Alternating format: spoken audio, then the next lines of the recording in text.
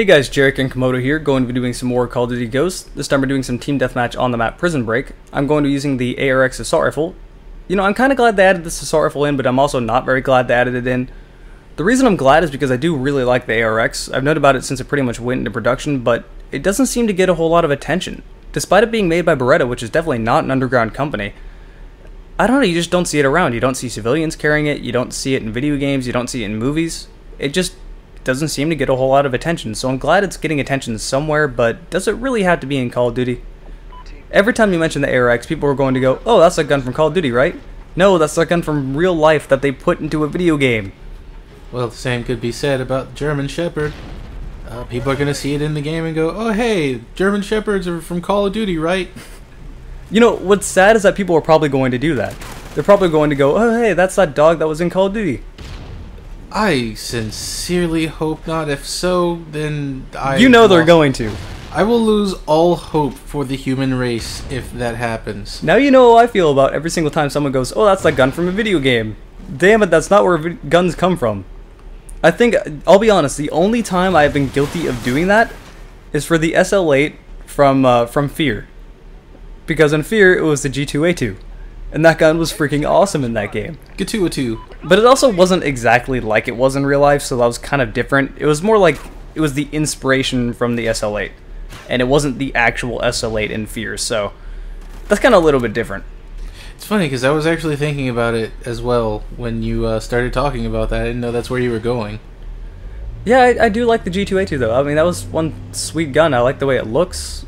I like the way it feels. I actually do want to get an airsoft version of the SL8. I wouldn't mind having a real one, and I probably would go there first just for target shooting, but that requires driving out of the city, and ammo's really expensive.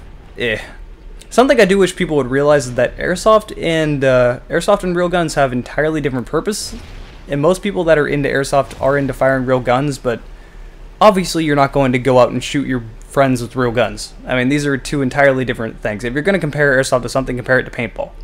On the note of you're not going to go out and shoot your friends, I was going to say unless you're Dick Cheney. Oops, I thought you were a deer. That was ducks. Whatever, Maybe shot the it guy was in the ducks. face. Who knows? He shot the wrong thing. That's all you need to know. If it's ducks, that's even better. You're one damn big duck. Maybe he was doing a duck face. I hate you a lot. Alright, so let me go ahead and point out something real quick. I'm using an FOV fix. I am playing this on PC. I'm using a FOV fix to run at 90 degrees compared to the standard 65 degrees, which is just fucking terrible. I'm not going to play with that.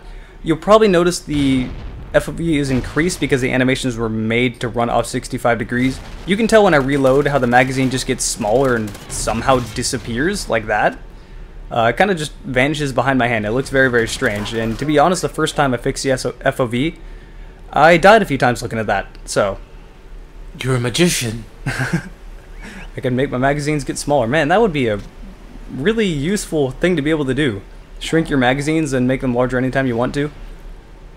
First off, giggity. Second, that makes me instantly think of Pokeballs. How they like start off as like the size of a pea or something, and they like press the button and it turns into, you know, the actual size. You're crushing your Pokemon. I don't know how I didn't get that relation there. I probably should have thought of that. So hey, Call of Duty, let me go ahead and talk about some of the things that I like in Call of Duty Ghosts and then some of the things I dislike. Because as of right now, anytime you mention Ghosts, you're only going to get either fanboys replying or people going, oh, the game's shit. And you're never going to get an actual serious conversation about it. Which is honestly kind of annoying. I use it as a good time waster. If I want to play it, I'm going to play it. I really don't care about your opinion. So, the changes they made, they got rid of a lot of bullshit. And I'm really glad they did this. They got rid of death streaks, which should have been gone forever ago. That never should have been a thing. You never should be rewarded for playing bad. They made it so that your secondaries are only pistols now, which I'm happy about. I really didn't like how you could carry SMGs and shotguns as your secondary. That led to a lot of annoying people just running around as snipers, and then they just pull out their SMG and kill you anyway, even though you flank them. If you're a sniper, you're supposed to be sniping, not doing that. And in general, it kind of negated using the weapons the way you're supposed to. Like if you have a DMR, like a semi-automatic long-range weapon, you still had that fully auto SMG anyway, so you might as well do nothing else. I don't know, I always just preferred to play straight up. So they changed that. Oh god, that dog. I saw it, I went to run away, could not get away. These things are deadly. They're like rocket powered. I want to say rocket powered dog.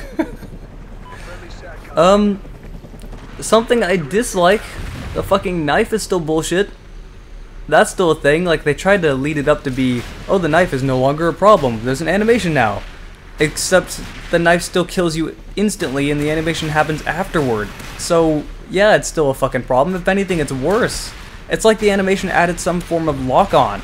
It's really obnoxious.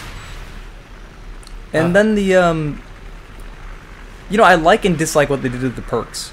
It's like they looked at Black Ops 2 and went, you know, we have to make an improvement, they're forcing us to change a little bit, but we can't give them too much credit, we gotta do our own thing.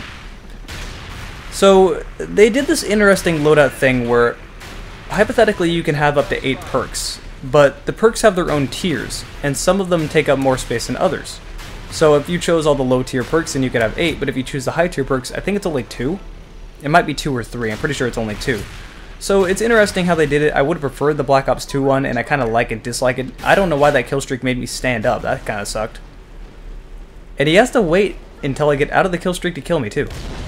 You are just unlucky with that. Was pretty unlucky.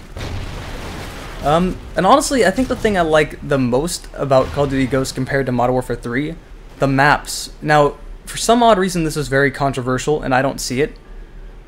People are complaining saying the maps are too big. Fucking good. It's so much better than the way the maps were in Modern Warfare 3. They were spammy, there were a lot of different areas to camp where there was only one way to get into a room. I'm happy to say that there's not too many, like there's 1 or 2 small maps, but for the most part the maps are either medium-sized or large. They give you enough, oh man, look at that guy camping in the bush. But the maps give you enough space to really go around and flank people that actually think what you're going to do. And there's almost always a different way to access a certain point of the map. Say if someone's in a room, there's almost always 2 or 3 different ways to get in there. And look at these guys camping in this bush. So I killed that guy, get his dog, think I'm fine. Nope, there's another guy camping in there. So those guys are camping pretty hardcore. I would just say that they were using the camouflage to its full effect. That is something I've always noticed about Infinity Ward Call of Duties compared to Treyarch Call of Duties. You seem to blend in Infinity Ward Call of Duties a lot more than Treyarch ones. If you don't move, a lot of the times people just plain won't see you. Whereas in, say, Black Ops and Black Ops 2, if you don't move, you still stand out pretty bad. Hey, there he is. I don't know how the hell he didn't kill me. He obviously had a brain hemorrhage. Well, he did after I shot him. Oh god, grenade. So hey, we need 1 kill to win, just 1. Pretty decent game. I gotta say I do like that kill streak, the Gryphon, which is essentially basically the explosive version of the Dragonfire in Black Ops 2, which it really is better. I'm gonna say I like Dragonfire more because Dragon. Just throwing that out there. That guy died by getting humped in the face. Lovely. So in 25 and 6, I died a little bit too much from what I would have liked, but hey, good enough to upload, so enjoy it.